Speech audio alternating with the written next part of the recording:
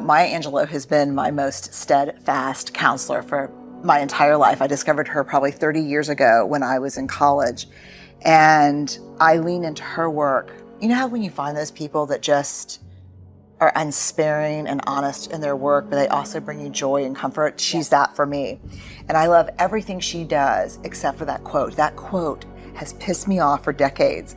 And I never understood this idea that you're free when you belong nowhere. And as a social scientist, I know that belonging, I know this for sure. Like if you ask me the one thing I know for sure, 200,000 pieces of data. I know in the absence of love and belonging, there's always suffering. That I know for sure. So this quote from her about belonging everywhere, which is really nowhere, is what sets us free, was so troubling to me. But then I started digging in and I started trying to understand, what does it mean to belong? And I never thought of the concept of belonging. I thought belonging was like, we have a crew. And belonging is something you kind of negotiate with external groups of people, but it's not. What I found very quickly is the rest of that actual quote is part of an interview that she did, where she ended up with Bill Moyers, where she ends up saying, he ends up pushing a little bit on and saying, so are you saying that you belong nowhere and to no one? And she said, I belong to Maya.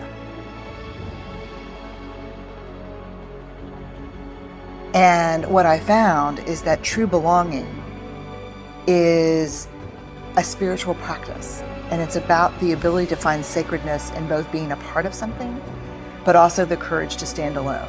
And the people, for those of us who struggle to have the courage to stand alone, especially when we know that we're risking that sense of being a part of something because we disagree, yes, because we have a different opinion, because we love something different. That's the mark of true belonging, to be able to say, yes, I am a part of something bigger, but I also will stand alone when I need to. You belong everywhere and nowhere, and that is liberation.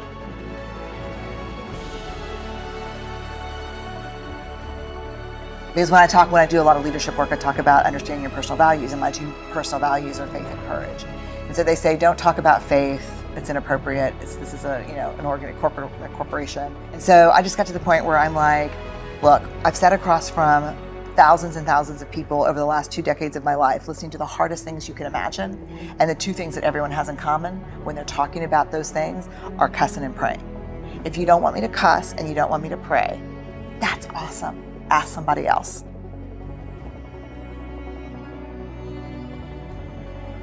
Because what I'm not going to do is get up and you.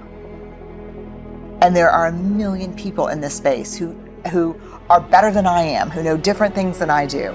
Invite them. Right. If you need me to wear a suit, I totally get it. I'm not going to do that.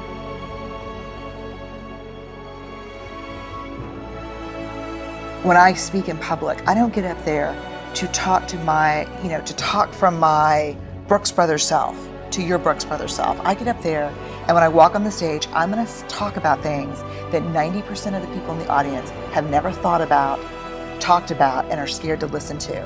And they need to see me as a person, and I'm just that person.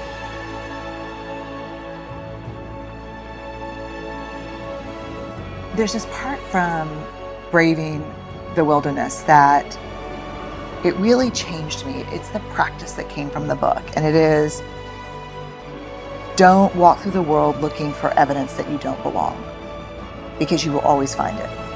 Don't walk through the world looking for evidence that you're not enough, because you'll always find it. Our worth and our belonging are not negotiated with other people.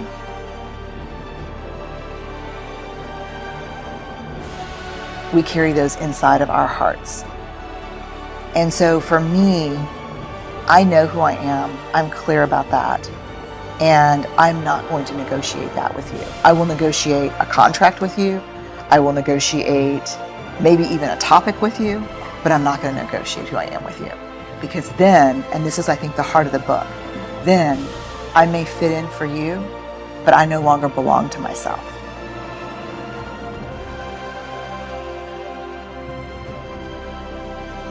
And that is a betrayal I am not willing to do anymore. I spent the first 30 years of my life doing that. I'm not willing to betray myself anymore.